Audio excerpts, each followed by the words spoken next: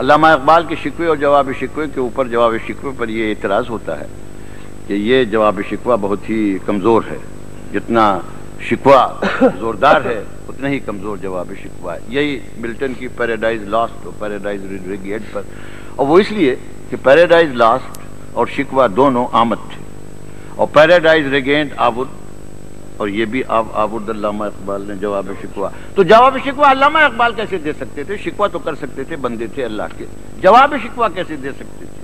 میں نے عرض کیا کہ جواب شکوہ اللہ تعالیٰ نے دیا۔ جس وقت یہ نظم لکھی تھی انہوں نے سن 1912 میں، تو صرف 2 ملک اسلامی آزاد تھے ساری دنیا میں، ایک ترکی اور ایک ایران، اور ترکی کو وہ مرد بیمار کہتے تھے کہ اب مرا اب مرا، اور ایران کے شمال میں روس کا قبضہ تھا، اسفیئر آف انفلوئنس، جنوب میں انگریزوں کا، کیونکہ وہاں تیل تھا۔